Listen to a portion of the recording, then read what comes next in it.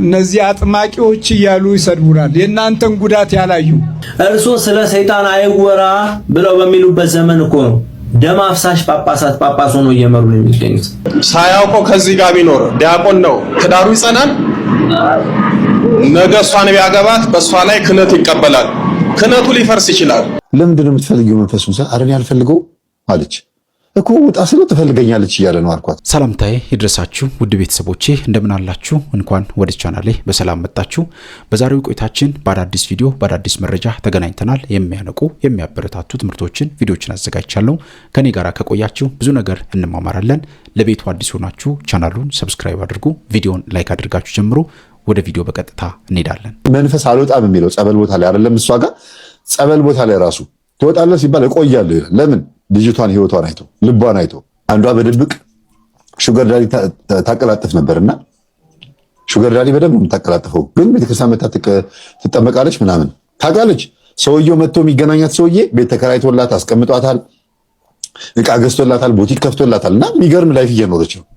ግን ቤተክርስቲያን ሄዳ ትሳለማለች፣ ጉባኤ ትምህርት አዳምጣለች ምናምን ሳታውቀው ጥሩ ነገር እያደረገች እንደሆነ አድርጋ የምታስበው እና ሰባኪው አስተምሮ ሲጨርስ ከተቀመጠችበት ያስነሳት ዘበኛው ነው እያለቀሰች። ምንድነው ቢያንስ እንኳን እንዴት ይሄን ነገር ማወቅ አልቻልኩም እንዴ ምን ሆኜ ነው እስካሁን ድረስ የቆየሁት ነው ያለችውና ውስጧ ያለው መንፈስ ምን እያላት ነበረ? ጥሩ ነገር ነው እያደረግሽ ያለሽው፣ ምን አደረግሽ ራሱን የመጣብሽ ይላታል። ያለማምዳታል። ቤተክርስቲያን ትሰለማለች፣ ቀሚስ ለብሳ ጨዋነች ምናምን በቃ የሚገርም ላይፍ ያላት እና ህይወታችን ውስጥ መንፈስ ይለማመድና ልክ አሁን የሚጠመቁበት ነው ቀሲስ ሄኖክ መምህር ግርማ ጋር ወይ ደግሞ እኛም አግኝተና ድንገት ጸበል ስንረጫት ትጮኻለች። ትወጣለች ሲባል አይ አልወጣም። ለምን ትፈልገኛለች? ለምንድን ነው የምትፈልጊው መንፈሱን? አረን ያልፈልገው አለች እኮ ውጣ ስለ ትፈልገኛለች እያለ ነው አልኳት። እቺ ልጅ አሁን ምላችሁ ልጅ ነች እኮ እንዴት ነው ይፈልግ በምን ፈለግኩት አለችኝ። እዚህ ጸልይ እንዴት ነው እኔ ያልፈልገው አስወጣልኝ አለችኝ። ትፈልገኛለች አለ ኦኬ ያልኩኝና እሺ ግቢና ሱባኤ የአንድ ቀን ሱባኤ ግቢ አልኳት። የአንድ ቀን ሱባኤ ማለት ማታ 12 ሰዓት ላይ ቆማችሁ መጸለይ ትጀምራላችሁ። አትቀመጡ፣ አትተኙ። ምናልባት ከሌሊቱ 6 ሰዓት ላይ እንደዚህ ባላችሁበት ቁጢጥ ለማለት እንደ ፈንግል ሳይሆን ቁጢጥ ነው የምትሉት እንደ ወረፍት ለማድረግ። ከዛ ውጭ ቆማችሁ በቃ ማንጋት ነው። የአንድ ቀን ሱባኤ ይባላል። አባቶች ናቸው ያሳዩኝ። እና እንዲህ አይነት ሱባኤ ግቢ አልኳትና ጠዋት 12 ሰዓት ላይ ሲሆን ተኛ አልኳት። 12 ሰዓት ሲሆን ለጥ ብላ ተኛች። ምን ህልም ታያለች? ራስሽ ነሽ እኮ እኛ የፈቀድሽልን እኮ ሐሳብሽን የሰጠሽ ሰውየው ነው የሚያወራት። ያ ሹገር ዳዲው አንቺ እኮ ነሽ እኮ ሐሳብ የሰጠሽን እኮ ፈቃድ ያመጣሽው ራስሽ ነሽ ይላታል። እኔ መች ፈቀድኩልህ? ራስህ ነህ በህይወቴ የገባህ አንቺ ነሽ እኮ ፈቃድ ይኸው ተመልከች ይላታል። ፎቶን ያሳያታል። ዳሌዋን፣ አቀማመጧን፣ የሰውነቷን የጡት ማሳዣዋን፣ ይሄ እርቃን የምትሆንበት መንገድ፣ የምትጨፍረው ነገር ይሄ ሰውየው በዝሙት መንፈስ ተስቦ ወደ እሷ እንዴት እንደሄደ ያሳያታልና ፈቅደሽልኝ ነው የገባሁት የሚላት አለባበሷን። ከዛ ሹገር ዳዲው በዝሙት መንፈሱ አጠመዳት። እሺ ብላ የምታረገው ነገር በሙሉ በፈቃደኝነት ስለሆነ ልብሶቿን ወዳው ስለሆነ መንፈሱ ወዳኛለች ፈቅዳልኝ ነው የገባሁት ትፈልገኛለች አለው። አለባበሷን ነው ማለት ነው። ከዛ በኋላ ልጅቷ አልቅሳ ንስሐ ገብታ ሁለተኛ እንደዚያ ነገር እንዳትመጣብኝ ብላ ሹገር ዳዲ የሚባለው ሰውዬ አባረረች፣ ቤት ቀየረች። መንፈሱ ወጣላል። ተወጣላ ወጣ። ማነህ? ዛር ነኝ። ማነህ? ቡዳ ነኝ። ሁሉም ሙልጭው ጥርግ ብለው ወጡ በአንድ ሳምንት ውስጥ። የሚገርማቸው ዋጋ የሚያስከፍል በጣም ከባድ የሆነ መንፈስ በአንድ የተያዘላት። ወይኔ ሳልገላት ሳልጎዳት ወይኔ ያለው በቃ ፈቃደኛ ሆና የምታረጋቸው ነገሮች በሙሉ ማለት ነው በደንብ አድርጎ መንፈሱ ተደላድሎ እንዲቀመጥ እግሩን ዘርግቶ የፍልስፍና መጽሐፉ እንዲያነብባት ደስተኛ ሆኖ እንዲቀመጥ ግብሩን በደንብ እንዲያገኝባት ነው ያደረገው። ግለ ወሲብ ትፈጽማለች። አርቲፊሻል የወንድ ብልት በቦርሳ ውስጥ አለ። እንደገናም ደግሞ ከዚህ ከሹገር ዳዲ ውጭ ደግሞ ሌላ ደግሞ እንደ ወጣት የሚያጫውታት ፍቅረኛ ደግሞ አላት። ሹገር ዳዲ ጋር እንደምትሄድ እያወቀ ሰውየው ሲመጣ ውጣ ብላ የምታባረረው። ይህ ሁሉ ህይወቷ እንደዚህ ሆኖ እያለ ኖርማል ምንም አይመስላትም፣ ማጥያት አይመስላትም። ዝም ብላ ማታ ባስራ ነጠላ ለብሳ ቤተክርስቲያን ትሄዳለች በቃ።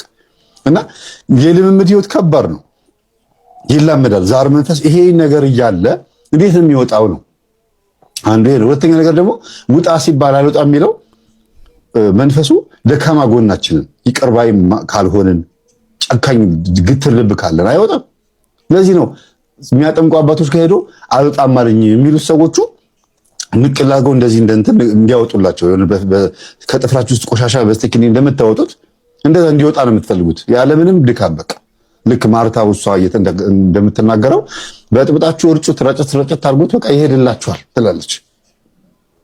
እና ያለ ድካም መዳን የሚፈልግ ትውልድ ስለሆነ ለዚህ ነው የሚያጠምቁ አባቶች ጋር ሌላም ደግሞ ችግር የምንሆንባቸው። በየጥምቀት ቦታ በየጸበል ቦታውም ስንሄድ አልወጣም ቀመጣለሁ የሚለው ባህሪያችሁን ይዞ ነው ጸባያችሁን ይዞ ነው እንጂ የማይወጣው ሰይጣን አለ እንዴ? ጸበሉ የእግዚአብሔር መንፈስ ካለበት ደብሩ የእግዚአብሔር ቤት ከሆነ ታቦቱ ፊት ቆርበውም ጭምር አልወጣም ካለ መንፈሱ እንዴት ነው ይሄ ነገር የሆነው ብሎ መመርመር ነው እንጂ የሚያስፈልገው እንደው ይሄ ነው ምክንያቱ ተብሎ ቅጠል አይሰጥም ነው ያባባል። በረከት ሲያገኝ ጠላት ይነሳና እሰረው አፍዘው አደንግዘው የሚል ገንዘብ ተከፍሎ ሰይጣን ይሸመታል። እዚህ ደረጃ ላይ ከደረስ በኋላ በረከታችን ዝም አለን። ሰማዩም ናስ ምድሩም ብረት ሲሆንብን ጊዜ በኑሯችን ተዳከምን፣ በገዛ ትውልዶቻችንም ደህየን። ጉስቁልናን ለመጥራት አቅማችንም ሕይወታችንም የፈጠነ ሆነ። እግዚአብሔር ይማረን። ብዙ ተጎድተናል። ስለዚህ ባዕድ ከሰውነታችን ውስጥ እየታገለ ነው ያለው። መተቱም፣ ዛሩም፣ ቡዳውም፣ አይነጥላውም ይህ ባዕድ ነው። ለክርስትናችን ለውስጥ ሕይወታችን ፈታኝ ጠላት ተብሎ ተነግሮለታል። ታዲያ ብዙ ጊዜ ስንታገል እነዚህ አጥማቂዎች እያሉ ይሰድቡናል። የእናንተን ጉዳት ያላዩ እነዚህ እኔ በመጀመሪያው ያው ቀሲስ ቀደም ብለው እንደነገሯችሁ ብዙ ትግሎችን ስናልፍ አሁን ደግሞ የኔን ግማሽ ሸክም ደግሞ እንደዚሁ ቀሲስ ተረክበውልኛል ማለት ነው። ብዙ አሉ የእናንተን ችግር የሚመለከቱ የህዝቡን ውድቀት የህዝብ የውስጥ ስነ ልቦናን የሚይዝ ጠላት መበርታት ጉልበቱን አጠንክሮ ዘመኑን ዋጅቶ ዘመን መዋጀት ያለብን እኛ ነበር። እሱ ዘመን ዋጅቶ ተወልጃለሁ፣ አብሬ አድጌያለሁ፣ አብሬ ቆይቻለሁ የሚለው ጠላት የበዛው አንዱ አቤቱ እጅህን ላክ ባለማለታችን ነው። እግዚአብሔር የሰማይ እጁን ይላክልን፣ በሰማይ በረከት ይጎብኘን። ወደ ተነበበው ቅዱስ ወንጌል እወስዳችኋለሁ። በነጋው ኢየሱስ ወደ ገሊላ ሊወጣ ወደደ። ፊልጶስን አገኘና ተከተለኝ አለው። ያ ሰማያዊ እጅ አሁን ተወለደ። ወልዶ መድህን የተባለው የምንሰብከው ዛሬ የምንናገረው ሰማያዊ ስጦታችን በእኛ ባህሪ ላይ ያለውን መለኮታዊ ምሪት የምንገልጸው ኢየሱስ ክርስቶስ እጁን የእግዚአብሔር እጅ ሆኖ ወደኛ መጣ። ተከተለኝ አለው። ፊልጶስን አገኘው። ፊልጶስ ማለት በግሪክ ነው፣ ስሙ የግሪክ ነው። ፊላንዝሮፒ ፊልጶስ ማለት የፈረሶች አፍቃሪ ማለት ነው። የግሪክ ነው ቋንቋው። በግሪክ ፈረሰኛ ይበዛ ስለነበረ ገና ሲወለድ ልጁ ከአባቱ እና ከፊልጶስ ጋር የተያዘ ስያሜው የፈረሶች አፍቃሪ ማለት ነው። ፊልጶስ መጀመሪያ የጠራው ይህንን ፊልጶስን ነው። የማን አፍቃሪን? የፈረሶች አፍቃሪን። አሁን ተከተለኝ አለው። ቀጥሎ እንድርያስን ጠራው። እንድርያስም የግሪክ ቋንቋ ነው፣ የዕብራይስጥ አይደለም። እሱ ደግሞ አሸናፊ ነው ስሙ። ማን ነው ስሙ? ኃያል፣ አሸናፊ፣ ብርቱ ማለት ነው። አሸናፊን ጠራው። አሸናፊው አሸናፊን ጠራው። እግዚአብሔር ስሙ የተመሰገነ ይሁን። ሁለቱን ጠራቸው። ተከተለኝ ነው ቋንቋው። እንዲህ ነው ተከተለኝ። ሌህ አሐራይ በግዙ ተለወኒ የሚለው ነው። ሌህ አሐራይ ተከተለኝ። ሌህ ለአብርሃም ሌህ ሌሃ ብሎት ነበረ።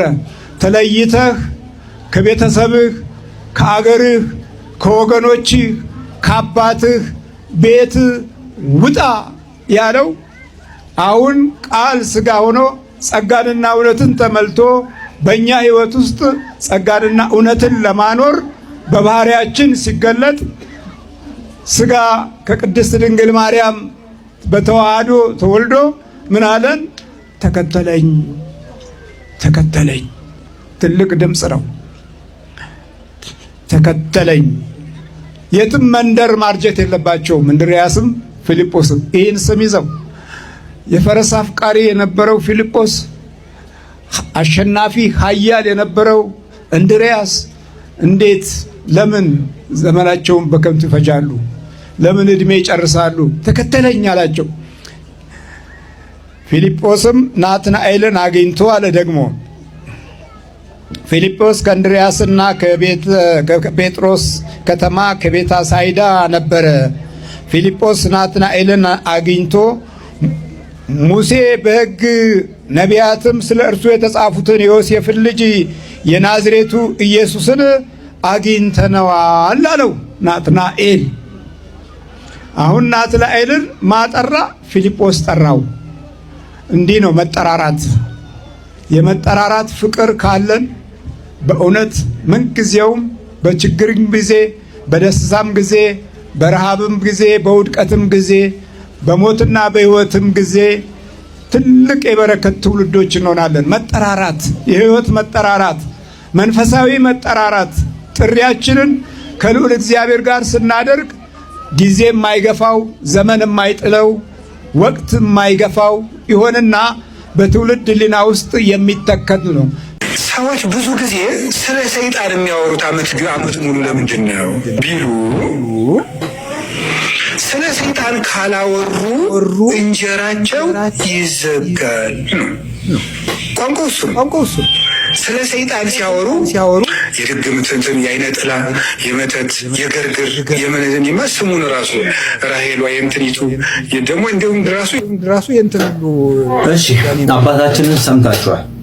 ለማንኛውም አንድ ማወቅ ያለብን ነገር አሁን በዝርዝር የጠሯቸውን እዚያው ቤተክርስቲያኒቱ ውስጥ ሆነው የሚስቧቸው አጋንንት ሳቢው ያለው የት ነው? እዛው ቤተክርስቲያን፣ እዛው መነኩሴው፣ እዛው አገልጋይ ነው ተብሎ የሚጠራው።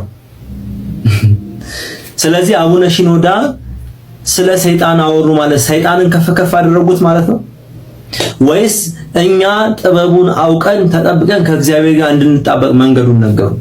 እርሱ ስለ ሰይጣን አይወራ ብለው በሚሉበት ዘመን እኮ ነው ደም አፍሳሽ ጳጳስ ሆኖ እየመሩ ነው የሚገኙት። እኔንም እናንተንም እርሶን ሌሎቹንም። ይኸው ቤተ ክርስቲያኒቱ ሳይቀር ግብረ ሰዶማዊነት ገብቷል በሰንበት ተማሪዎች በአገልጋዮች እየተባለ ነው።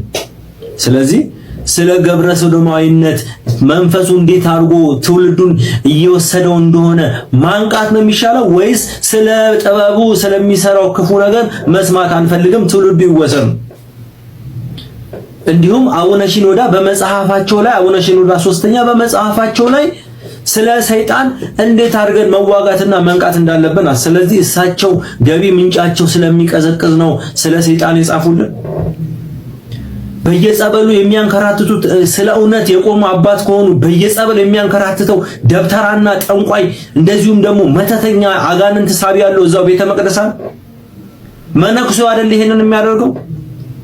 እህቶቻችን ወንድሞቻችን መስራት በሚገባቸው እድሜ በእግር ብረትና በእጅ ብረት ታስረው በሰንሰለት ጸበል የሚንከራተቱት ይሄ የማን ስራ ነው?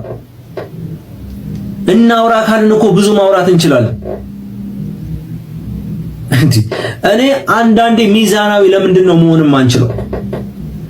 ሌላው ሳይቀር በሊቃውንት ደረጃ ብለን እንኳን የምንጠራቸው ዳዊቱ መጽሐፍቱ ከአእምሯቸው እንዳይጠፋ አብሾ እየጠጡ ከእግዚአብሔር በተሰጠ ስጦታ ሳይሆን ጥበብ ነው በሚባል ነገር ሌሎቻችሁም ባደጋችሁበት መንገድ አሁን ለቤተ ክርስቲያን ፈተና የሆነው ያደለ ቤተ ክርስቲያን በዚህ ልክ እንድትፈተን መከራና ችግር እንዲመጣባት የሆነው ከውስጥ ንጽህና ቅድስና መጥፋቱ አይደል?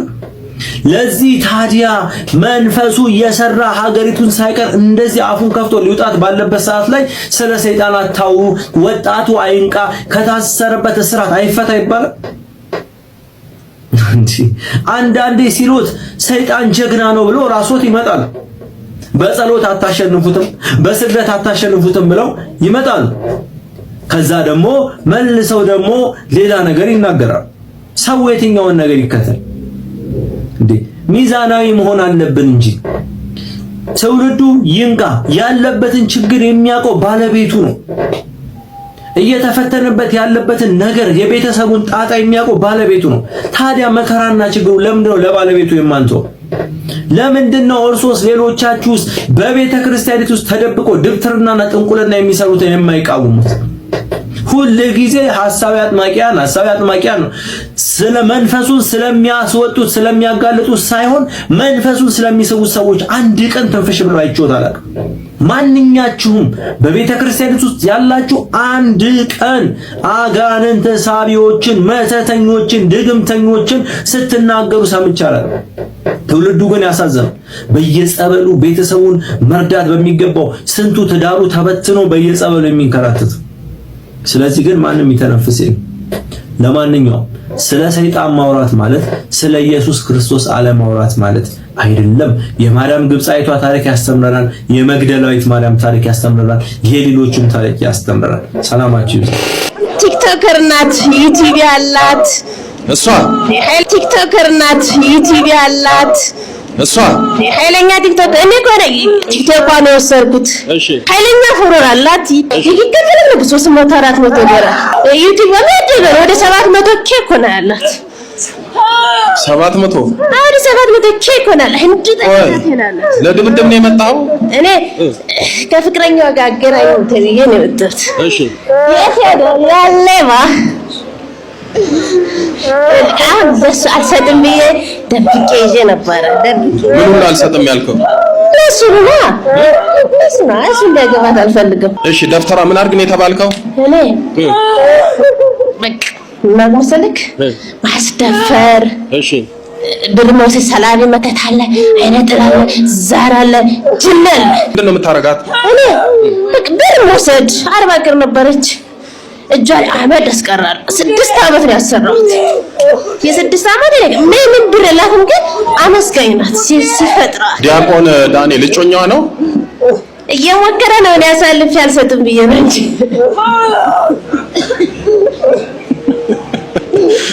ወይ ታምረ ማርያም ላይኩን ያገናኛቸው እንደለ ቆይ ወይ ዲያቆን ዳንኤል እንግዲህ አታገኛትም እያለ ነው። በነገራችን ላይ እሱ እድለኛ ነው።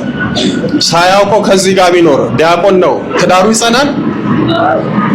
ነገ እሷን ቢያገባት በእሷ ላይ ክህነት ይቀበላል። ክህነቱ ሊፈርስ ይችላል፣ ትዳሩም ሊፈርስ ይችላል፣ ችግር ውስጥ ሊገባ ይችላል። ይሄንን ተላቆ ይሄንን አውቆ ወደ ትዳር መግባት ዋስትና ነው። ይሄ ካለ ይበጠብጣል። ኪዳነ ምሕረት ትርዳው። አዎ ይሄንን ማግባት ከሱ ጋር መጋባት ነው። ይውሰዳት 16 አሳልፋ አልሰጠችኝም። ስለዚህ ይውሰድ ይለቀቃል። ቆይ ከዲያቆን ዳንኤል ጋር ምን ታደርጋለህ? ትበጠብጣለህ? ማጣላት አውቄ ስልኩን እጠልፍና እሰድበዋለሁ። ትሰድባለህ? ከዛ ደግሞ እሷ ጋር አውቄ በሴት አስደውልና ዲያቆን ዳንኤልን ሁለተኛ ብትነኪው ብትመጪ በሴት አሰድባታለሁ። ለምን እናንተ ፍቅረኛ እያደረገ ጋር የምትመጣው ትለዋለች። ምን ልታረጋት ነበር? እሺ ቶሎ በል። እኔ ልጅ አገርዳለሁ መውሰድ ነበረ፣ ግን 16 ልትሰጠኝ አልቻለችም። አሁን ደግሞ ዘብር ይዛ ሄደች። እሺ አጃና ሚካኤል ይዛ ሄደች። ዝቋላ ቦይ ይዛኝ ገባች። ደብረ ሊባኖስ ይዛኝ ገባች። ክርስቶስ ሰምራ ይዛኝ ገባች። ስለዚህ ዲካ አሁን እንግዲህ ወንድማችን እዚህ ነው የሚያገለግለው። እንድራቸዋለን አይደል? እንዳራቸው ወጩ በእናንተ ነው። ወጩ በእናንተ ይሁን። ከዛ በቃ እኔ ዱርዬ ሰይጣን ምኑን የመጣብኝ በል ተንበርከክ። አንተ ጋርስ ማውራት እንደው የደብተራ መተት አለ። ሌላ ማን ያለው? እንጥራ ምን አድርግ የተባልከ? አይነ ጥላ ምንድነው የምታረገው? ገርግር ትገረግራለህ። ገርግር የትዳርማ። እሺ ሌላስ? የተቀረው ተሸኝቷል። አይነ ጥላ ዛር መተት ቡዳ ምናምን ነገር ላይ ተሸኝተዋል። አሁን ያላችሁትን ነገር እኔ አሁን መስተፋቅር ብቻ ነኝ ያለው። እሺ ደፍተሯም አለ በስላሴ ስም በል በኃያሉ በመድኃኔዓለም ስም በወላዲተ አምላክ በኪዳነ ምሕረት ስም በቅዱስ ሚካኤል ስም በቅዱስ ገብርኤል ስም በቅዱስ ሩፋኤል ስም በቅዱስ ኡራኤል ስም የደፍተራ መተት ገርግር አይነ ጥላ መስተፋቅር የቤተሰብ ዛር የቡዳ መንፈስ ሁላችንም ለቀናል። በስላሴ ስም በሲኦል ታስረናል። የዘጋኑን እድሎቿን በኪዳነ ምሕረት ስም ከፍተናል። የመጨረሻችን ነው። በል ሰባት ያጉራ እናውጣ ቶሎ በል። ቅዱስ ገብርኤል በስላሴ ስም ሲኦል ያወርዳል። ኪዳነ ምሕረትን አመስግኑላት።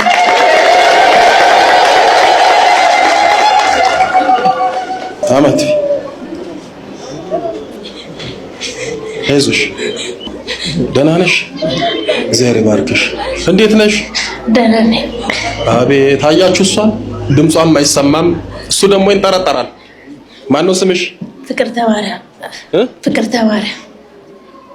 እመጣለሁ ግን እመለሳለሁ። አያስገባኝም ነው። አያስገባሽም፣ አያስመጣሽም። እዚህ በር ላይ አይነት ጨለም ይላል። ወደ ኋላ ነው የምረገጠው። ወደፊት ይመስለኝና የምረገጠው ወደ ኋላ ነው። ወደፊት የምትሄጂ እየመሰለሽ ወደ ኋላ ነው የምትሄጂው? ምንድነው? እኔ የኔ ኃጢአት የተለየ ነው? ስንት አርቲስት አናውቅም እንዴ? እንደኔ የሆነ ስንት አርቲስት ላውጣን ስማቸው ልናገር እንዴ? አንተዋወቅም እንዴ? ተው እንጂ። ስንት ሚኒስትር አለ፣ ስንት ባለሀብት አለ እንዴ? ተው እንጂ እንተዋወቃለን። እውነት ነው ወንድም አለም፣ አንተም ትናገራለህ፣ እኛም እንተነፍሰዋለን፣ በጋራ ነፃ እንወጣለን። ወገኖቼ ቪዲዮን ሼር፣ ኮፒ ሊንክ ማድረግ አትርሱ። ቶሎ ሊወርድ ይችላል። መልእክቱ ከተዳረሰ በኋላ ይውረድ። መቀጠል ምርጫ የሌለው ጉዳያችን ስለሆነ እንቀጥላለን። ይህንን መልእክት ይህንን ቪዲዮ አንዳንድ የእስልምናና የፕሮቴስታንት እምነት ተከታዮች ብታደምጡኝ ደስ ይለኛል። ይህ ጉዳይ አንተ ቤት ሲንኳኳ ይሰማል፣ እኔ ቤት ነው። እኛ ጋር ያለውን ነገር ለማጥራት ጊዜ ወስዶብን ከዚህን ጀምር ብለን እንጂ እናንተ ቤት ያለውን እንደው ሳይደርሰንና ሳናውቅ የቀረን እንዳይመስላችሁ። ይህንንም ከፓስተሮቻችሁ አፍ ከኡስታዞቻችሁ አፍ ሰምታችሁታል። ስለዚህ በዚህ ጉዳይ መመጻደቅ አንዳችን ላይ ሌላ ፕሮፓጋንዳ ለመስራት ነገሩን መጠቀም ያባብሰዋል። እናንተ ቤት ከኛ በእጥፉኑ ስላለ ማለት ነው። ስለዚህ በጋራ ተረባርበን ልናጸዳው ያስፈልጋል። እዚህ ጋር መጠቋቆም አያስፈልግም። ሁላችንም አንድ አምላክ አለን ብለን ለየራሳችን እምነት ነው የምንለፈው አይደለም። ስለዚህ እምነቶቻችንን ሊያቆሽሽ የሚችል ድርጊትን በጋራ መቃወም ያስፈልጋል፣ እንደ ሀገር ያለብን ችግር ስለሆነ ማለት ነው። ስለዚህ ይህንን ነገር እባካችሁ በጋራ እንቁምለት፣ እንቁምበት ነው መልእክቱ። ነገ በልጆቻችን ላይ የሆነ ነገር ሲደርስ በጋራ ተሰብስበን እየየ የምንለው ዘር፣ ሃይማኖት፣ ማንነት ሳንመርጥ ነው። የኛው እምነት ተከታዮችን ደግሞ በተመለከተ ነጋሽ ሚዲያ ላይ እነዘማሪ ብሬ ያደረጉት ቆይታ ስር እናንተ በርቱ፣ እናንተ ቅደሙ፣ ሂዱ ምናምን የሚል እናንቱታ ያለው መልእክት ነው የምታስተላልፉት። እናንተ የማንን ጎፈሬ ነው የምታበጥሩት? ሃይማኖታችን የጋራ አይደለችም ወይ? በጋራ ቆመን ንጽሕት እናት ኦርቶዶክስ ተዋሕዶ ቤተክርስቲያን በዚህ ነገር አትቆሽሽም፣ ንገሩን፣ በጋራ እንቆማለን የምትሉን መቼ? እንደዛ ቆፍጠን ያለ አቋም ሳይኖር ቀርቶ ንገሩን፣ አውጡት መረጃውን። እስከ መቼ ነው የምታደርሰብሱት ትሉናላችሁ? ያስፈራል እኮ። ነገ እምነት ለመቀየር ምክንያት ልታደርጉት ነው። ከቤተ ክርስቲያን ለመጥፋት ሰበብ ልታደርጉት ነው። እንጽና፣ እንጠንክር። ያወቅነው ነገር ከተዋሕዶ ቤት እንድንርቅ ሳይሆን የበለጠ እንድንጠነክር የሚያደርገን ነው ብለን እስኪ በጋራ እንሰየም። ያንን ስታደርጉ እኛ አንድ ሌሊት መዘግየት እስቲ ያኔ ይታይብን። በጋራ እንቁም፣ በጋራ እንድከም። እንደ ሀገር በየሚኒስቴር መስሪያ ቤቱ፣ በየመንግስት ምናምን ተቋማቱ፣ በየግል ሴክተሮች እንዳለ በሃይማኖት ተቋማት ውስጥ እየወረሰን ያለውን ይህንን የትውልድ ነቀርሳ በሽታ በጋራ እንጋፈጠው። ልክ ንብረታችሁን የሆነ ነገር ውክልና ሲሰጡ ስታከራዩ ያኛው እግዚአብሔር የማይፈራ ከሆነ በቃ ይሄ የኔውን ንብረቴ የኔውን ሱቁ እንዳይጨምርብኝ ማለት ነው። የቤት ኪራይ እንዳይጨምርብኝ ምናምን እያሉ እዛውን የሚመትቱት እናንተ በሰላም አከራይታችኋል። የሚሰራው ጉድ ግን ሌላ ነው። ከባድ እኮ ነው። በንብረታችን ላይ ማዘዝ ይፈልጋሉ። በንብረታችንም ላይ ባለስልጣን መሆን ይፈልጋሉ። በምን? በመንፈስ በድግምት። እስኪ አንዳንዴ ከተወለዳችሁበት ሰፈር ውጡ ምለው ለዚህ ነው። እስኪ እልፍ በሉ። እልፍ በሉ። በቃ ወላጆቻችሁ እኮ ወለዷችሁ፣ አሳደጓችሁ፣ ደከሙ፣ አደጋችሁ፣ ተማራችሁ አይደል? ከዛ በኋላ በቃ መውጣት ነው፣ የራስን ኑሮ መኖር ነው። ወጣ ከሰፈር ወጣ በሉ። ይኸው ከሰፈር ማትወጡ ከሆነ ካደጋችሁበት ሰፈርና ከአብሮ አደጋችሁ ማትለዩ ከሆነ አትለወጡም። ይሄን እርግጠኛው ነኝ የምነግራችሁ፣ እርግጠኛው ነኝ። ካደጋችሁበት ሰፈርና ከአብሮ አደጋችሁ ካልተለያችሁ አትለወጡም። ምክንያቱም እዛው ሰፈር ነው ጌታችን ኢየሱስ ክርስቶስ የተወለደው ያደገው ናዝሬት። ከዛ ጾመ ጸለየና ገዳመ ቆሮንቶስ የመጀመሪያ አገልግሎቱን ሊጀምር ያደገበት ሰፈር ሲሄድ አልተቀበሉትም። የጠራቢው የዮሴፍ ልጅ አደገን ያናቀውም እንዴ ከልጆቻችን ጋር አደገን ያደገው አሁን ምን አድርጉ ነው የሚለን ብለው አልተቀበሉትም። ይላል ወጣ፣ አልተመለሰም። ያደገበት ሰፈር አልተመለሰም። ለምን? እሱ የአብርሃም አብራክ ነው። አብርሃምን ከዘመዶች ከወገኖች ተለይተ ውጣ፣ እኔ ወደማሳይ ምድር ግባ።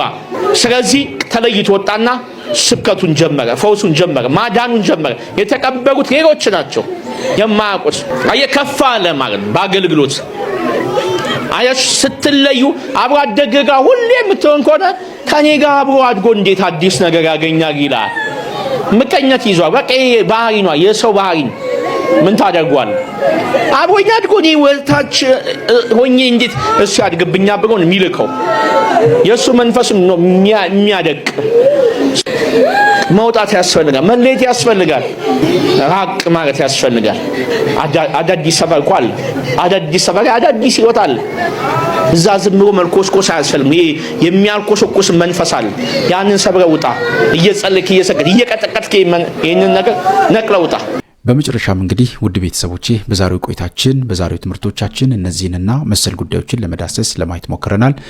ብዙ ነገር የተማርንበት ብዙ ሀሳቦች የተነሱበት ነበረ። እናንተም ብዙ ነገር እንደተማራችሁ የሚሰማችሁን ስሜት በኮሜንት ላይ መጻፋችሁን እንዳትረሱ።